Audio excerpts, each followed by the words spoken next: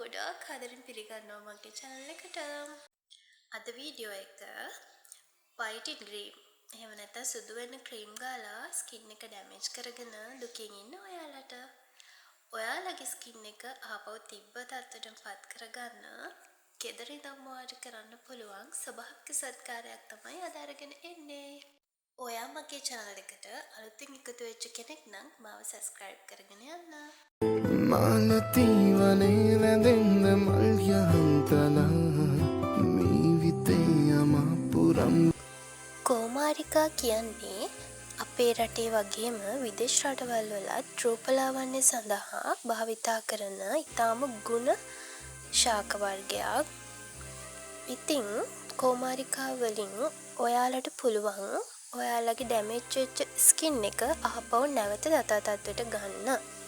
ඉතින් කෝමාරිකා වල තියෙන ගුණයත් එක්කම ඔයාලට මූණේ ලප කැලල් එතකොට වයසට යනවත් එක්කම අපේ මූණේ නැති වෙලා තියෙන කොලජන් තත්වයන් මේ හැම දෙයක්ම අපව යථා තත්ත්වයට ගන්න පුළුවන්. ඔයාලා ස්වභාවික ගෙදර වවන කෝමාරිකා ගන්නවා නම් හොඳට පිරිසිදු කරලා ගන්න.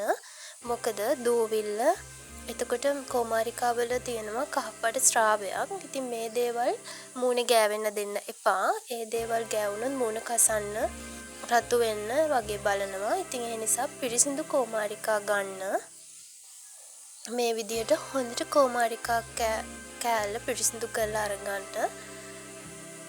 ඊට පස්සේ මේ විදිහට පීයෙන් කෝමාරිකා පිටේ තියෙන දෙපැත්තේ තියෙන කටු ඉවත් කපලා අයින් කරලා මේ විදිහට මැද්දේ තියෙන කෝමාරිකා ජෙල් එක අපි වෙන් කරලා අරගන්න ඕනි.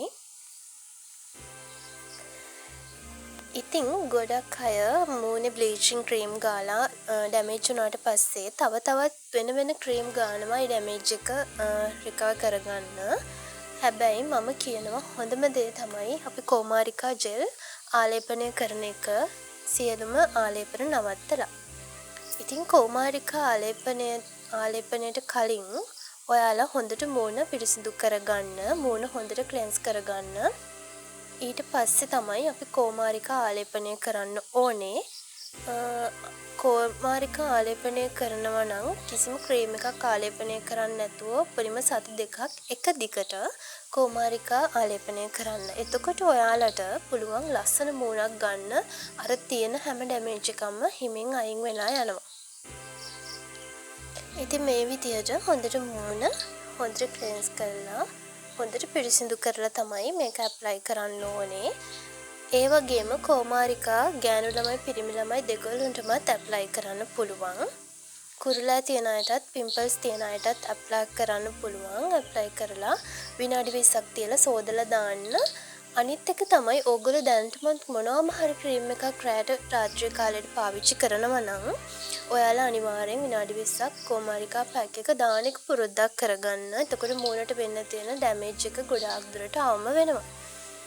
ඉතින් මේ විදිහට මූණ සෝදලා හොඳට පිරිසිදු කරගත්තට පස්සේ මෙන්න මේ වගේ කෝමාරිකා ජෙල් එක අරගෙන අපි මූණට ඇප්ලයි කරන්න ඕනේ. මේ විදිහට හොඳට මූණට ඇප්ලයි කරලා හොඳට විනාඩි 20ක් විතර තියන්න.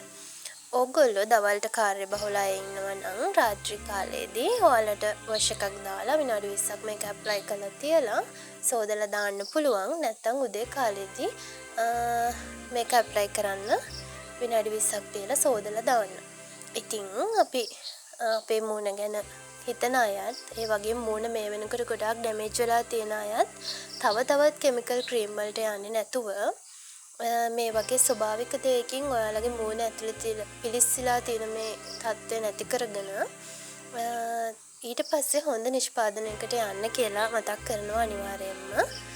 ඉතින් ගොඩාක් දන්නේ නැති අය ඉන්නවා බ්ලීචින් ක්‍රීම් ගාලා තවත් ඒගොල්ලෝ විවිධ ක්‍රීම් try කරනවා අර වෙච්ච ඩැමේජ් එක හදාගන්න. ඉතින් ඒක කරන්න එපා. මූණ ගොඩක් ඩැමේජ් වෙලා තියෙනවා නම් ඔයාලා ඒ දැනට පාවිච්චි කරන ක්‍රීම් එක නවත්තලා මේ විදිහට කෝමාරිකා ඇප්ලයි කරන්න. මොකද මූණ ඇතුළතින් පිච්චිලා තියෙන්නේ ඔයාලගේ. එතකොට ඒ පිච්චිච්ච තුවාලේ සුව කරන්න පුළුවන් එකම දේ කෝමාරිකා විතරයි. එහෙනම් ගිහින් බයි.